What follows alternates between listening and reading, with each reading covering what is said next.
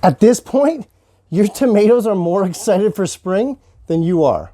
All winter long, we've respected the process. We've diligently sprouted the seeds of our favorite tomato varieties, moved them along to larger nursery pots, and are now finally ready to get them into our spring garden. Or in this case, my greenhouse. Hey, let's take an advanced tray of an indeterminate variety of tomato, get them into our spring garden, and set them up for maximum summer harvest.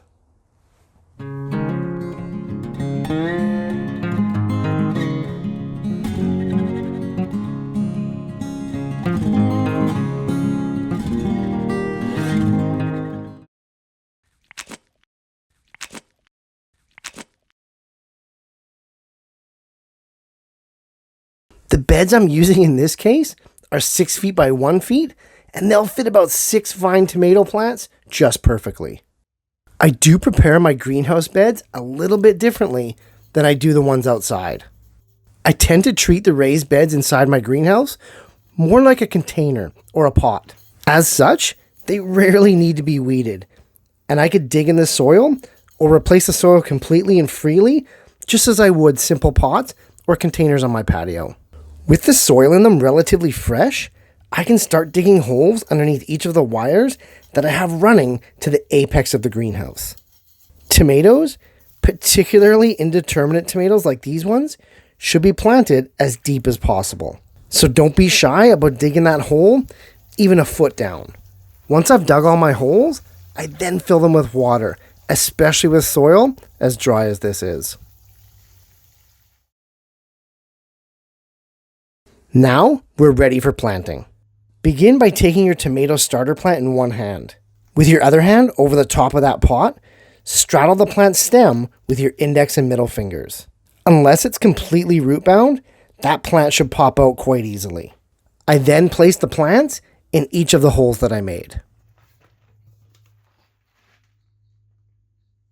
For indeterminate vine tomatoes like this, I would go even deeper normally, but it's early in the season, these guys are in a greenhouse, and they already have killer root systems, so I'm not too worried.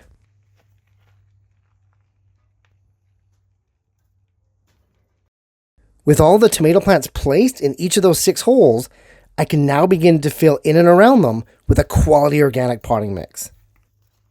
Hey, I'll throw a link in the description below showing you how I make my own DIY ultimate potting mix. I simply fill in each hole and cover each plant generously. Again, remember, vine tomatoes cannot be planted too deep, so don't skimp on the potting mix.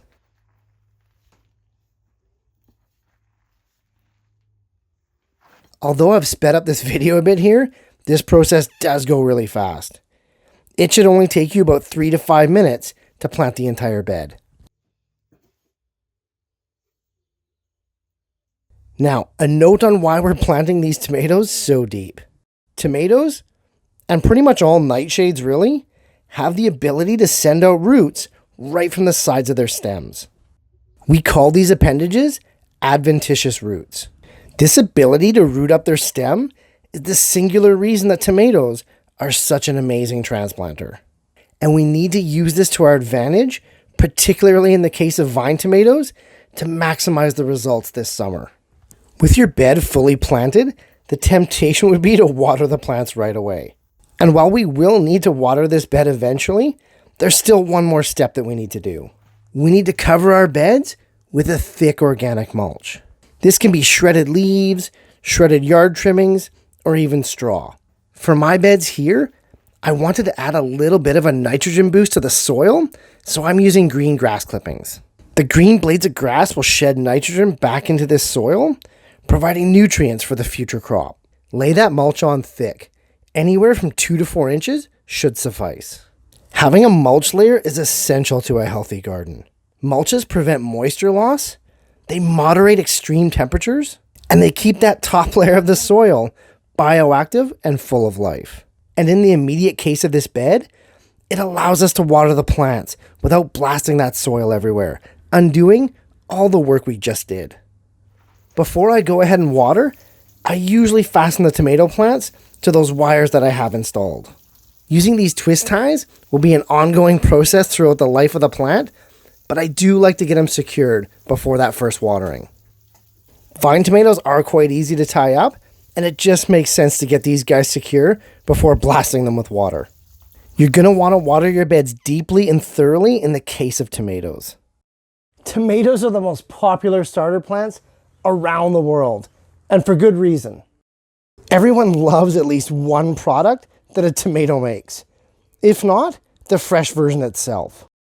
Hundreds of varieties are available in every shape and color imaginable, and last but not least, they're by far the easiest starter plant to work with. With these guys, transplant shock essentially doesn't exist. It's almost like tomato plants respond to change with extra vigor. Using the steps that we've outlined in this series, you'll be growing tomato plants of astonishing proportions. You can quite literally create your own tomato jungle.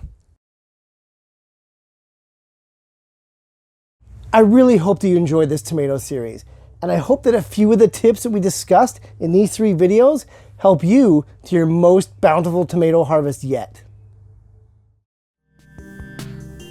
Hey, thanks for watching, guys. If you're getting value in this and the other series that I'm doing on YouTube, hit those like, share, and subscribe buttons if you'd be so kind, and I'll see you in the next video.